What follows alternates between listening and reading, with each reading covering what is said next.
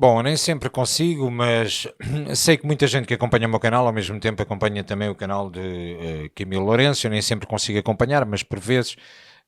escuto as opiniões, nem sempre concordo com elas. Também Camilo Lourenço nem sempre concorda com o Chega, bate no Chega muitas vezes, bate também em André Ventura, mas é uma posição legítima e, portanto, não é essa a questão que me faz fazer este vídeo hoje. Eu faço este vídeo hoje porque Camilo Lourenço, eu creio que é numa análise de hoje. Eu estive a ver o vídeo ainda há bocado,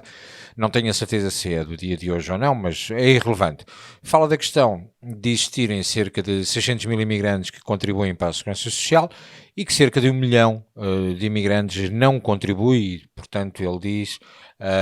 utiliza uma expressão, creio que é algo errado aqui, não bate certo e muito bem.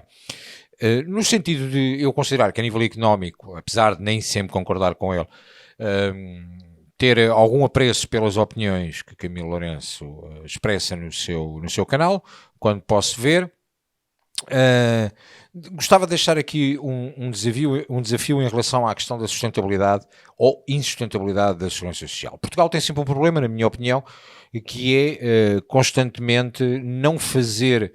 uma projeção e uma previsão para 10, 15 ou 20 anos e de constantemente os governos partirem de um princípio que é importante é a redistribuição da riqueza sem discutir como é que a criamos. Tendo em consideração que em relação à segurança social, no início deste ano,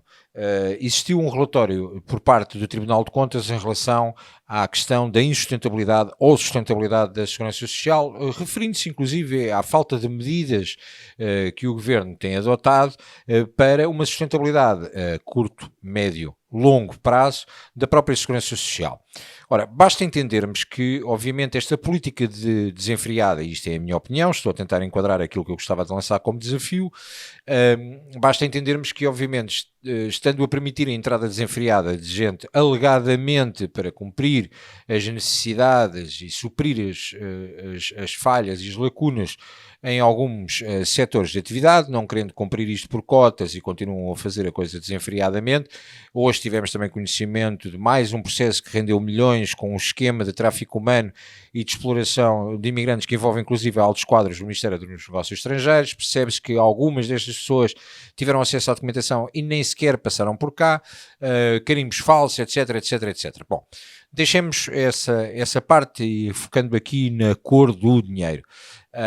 Ora, nós neste momento, com a entrada desta gente, que será sempre acima dos 2 milhões de pessoas, porque tivemos 1,6 milhões que estão declarados pela AIMA, existem mais de 400 mil pendências que passaram do Serviço de Estrangeiros e Fronteiras para a AIMA e que não estão resolvidas, demos prémios aos funcionários da AIMA para acelerar os processos, fizemos acordos com as entidades patronais para criar aqui alguns aceleradores de processos, dando casa, cama, roupa lavada, tudo e mais alguma coisa, tornando, em alguns casos, a AIMA no Departamento de Recursos Humanos destas próprias empresas. E a minha pergunta baseia-se no seguinte: ora, imaginando nós neste momento temos algumas cidades onde o Instituto Nacional de Estatística já considera, e também de acordo com alguns dados da Pordata e os dados que Camilo Lourenço refere têm a ver com os dados da Pordata, do último estudo, existem algumas cidades onde o volume de imigrantes já ascende os 20%, outras estão nos 14%, outras um bocadinho mais abaixo, principalmente afetas às cidades do litoral, mas isso já é um problema de coesão territorial que até os próprios imigrantes perceberam, porque o próprio país tem tido uma dificuldade a criar uma coesão territorial e tem completamente um desequilíbrio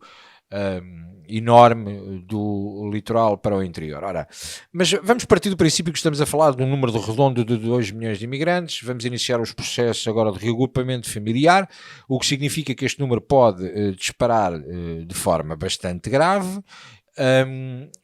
Fazendo uma projeção, e é este o desafio que eu deixo, fazendo uma projeção económica a 10 ou 15 anos e olhando para o país de uma forma estruturada, tendo em consideração que os imigrantes, nós sabemos, não todos, não estou a dizer que é uma questão de 100%, mas a generalidade,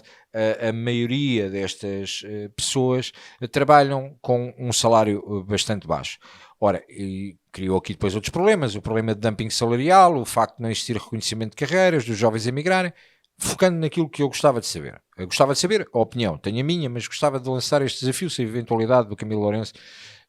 assistir a este vídeo ou lhe fazerem chegar o vídeo. Ora, partindo do princípio que estamos a falar de cerca de 2 milhões de pessoas, com capacidade para trabalhar, mas tal como nós, os imigrantes também envelhecem. E, portanto, estamos a resolver um problema no imediato, no meu entendimento, a médio e a longo prazo. Quantas pessoas seriam precisas ainda mais para aguentar a segurança social que atualmente tem as tais contribuições que a esquerda e a extrema-esquerda diz que os imigrantes colocam, mas que estão baseadas em contribuições de dumping salarial, ou seja, de salários muito baixos e, em alguns casos, até muito abaixo daquilo que seria humanamente aceitável. Ora, estas contribuições, hoje, ao estarem a alimentar, como eles dizem, os nossos pensionistas, quando esta franja dos 2 milhões atingisse a idade de ter que ser suportada por uma classe mais jovem, quantas pessoas precisaríamos? E não tendo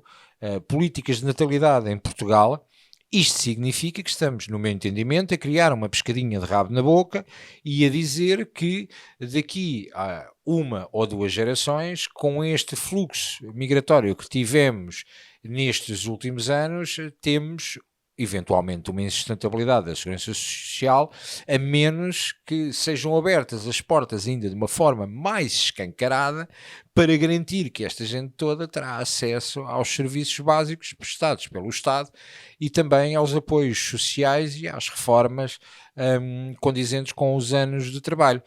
Gostava de deixar esta pergunta de como é que o Camilo Lourenço vê esta questão, se esta questão para ele faz sentido e quais seriam as políticas económicas de alguém que está afastado dos partidos, mas que tem uma responsabilidade com o facto de ter muita gente a acompanhar o seu canal e de muita gente o ouvir e ter como boas as suas opiniões. Como é que olhamos para isto a 10 ou 15 anos, numa ou em 2 gerações, e o problema que, no meu entendimento, se também o considera, que estamos sentados em cima de uma bomba relógio, que terá uma consequência direta para as gerações futuras e que, obviamente, tendo este dumping salarial, afeta uma série de setores de atividade, não existindo cotas para as entradas e permitindo que muitos destes imigrantes até acabem por entrar desta forma tão descontrolada que nem sequer colocam os pés em Portugal e acabam por estar espalhados pela Europa. Isso é outro tema que tem a ver com a questão do não respeito pelas normas do espaço Schengen, mas, concretamente, repetindo pela terceira vez, numa projeção de futuro, a nível económico, estes 2 milhões, sem contar ainda com o reagrupamento familiar,